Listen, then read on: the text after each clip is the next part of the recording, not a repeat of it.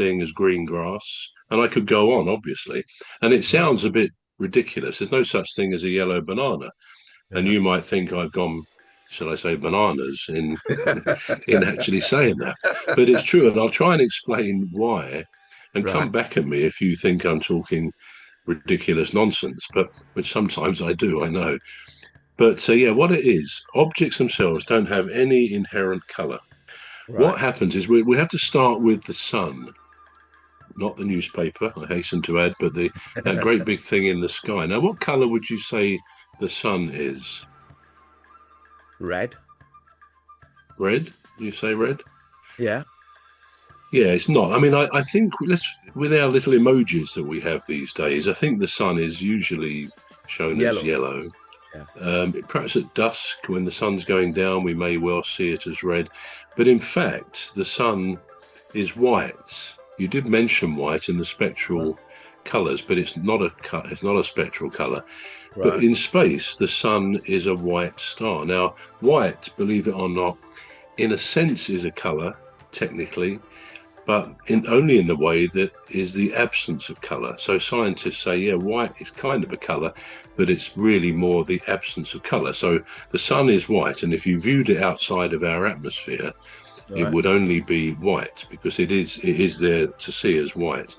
Now, the sun is an incredible star, and we know sometimes you can see comparative pictures of the Earth up against it, and I forget the number of Earths you could get in the sun. It's so many millions, but yeah, we are tiny in comparison to the sun. It's a huge star which has been going now for half its life. Apparently, it's been there for 5 billion years, and it's got 5 billion more to go.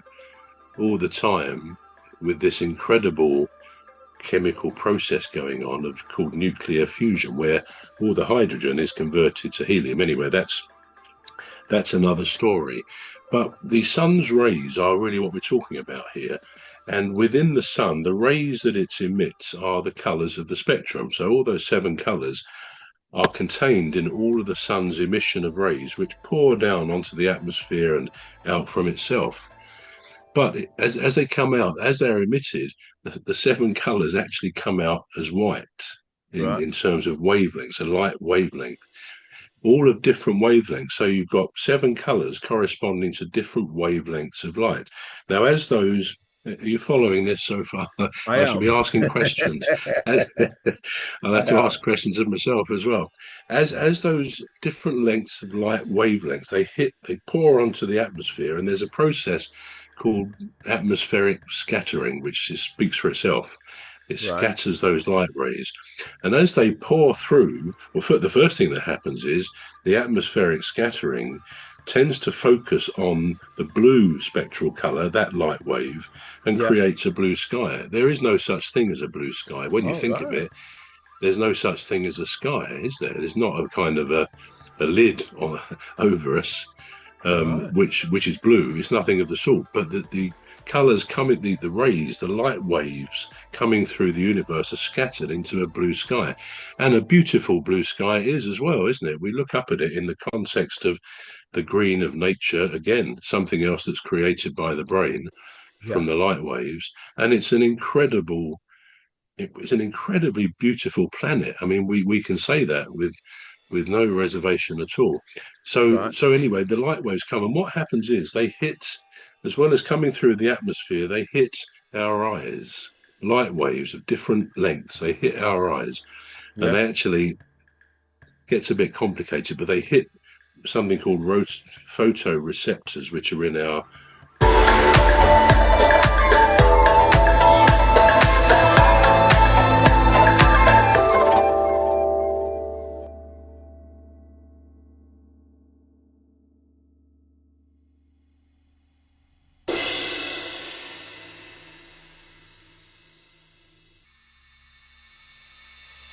something called photoreceptors, which are in our retinas, and they're Yeah. sort of, you've probably heard of rods and cones. Well, they absorb and reflect light, particularly the cones.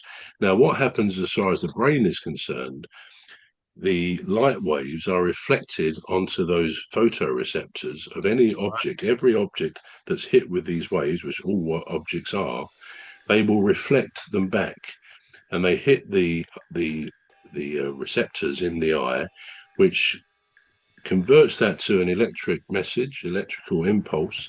The brain gets that and interprets that as a color, which is quite incredible. The fact that, as I say, a red car, a blue sky is only the result. It's a trick of the brain.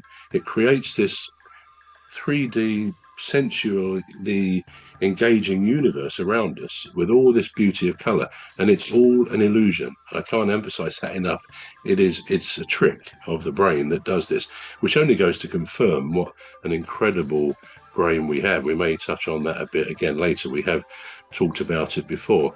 So then we have these colors around us which are just incredible. And actually, from an evolutionary perspective, right, it was very necessary, crucial for our survival that, you know, the brain gave us these colors so that we could observe surfaces and objects and navigate successfully around them. So it's a very crucial part of our evolution as to what we are today. It still seems very unlikely, perhaps, that there's really no such thing as color. One interesting thing, you may or may not have seen something called the dress debate. Now, what it is, and I guess we've all seen, it may not always be dresses, but it often is. In fact, in my own family a few weeks ago, funnily enough, Kimberly and Lucy, they were looking at one of these things, these pictures, and it says on the pictures, some people say they see these two colors, other people say they see those two, totally different. I think we've all seen those things. In fact, they asked me what colors I saw. Well, Kimberly, I think, said she saw white and gold on this dress, just a picture of a dress. Right. Lucy said, no, I see black and blue. And it was that they were both absolutely sure that the colours they saw. They knew this was the whole point of the debate. And I forget what I saw. I probably saw something white, because I think I am very slightly colourblind, so I probably saw something else. I can't remember. But the point was, they saw different colours, but they both sort of, the dress was said to be these particular colours, and it said so many percentage of people said that, what one of them said, and so much the other one. And what it goes to show is that people sometimes say, is the blue I see, for example, is that the blue you see?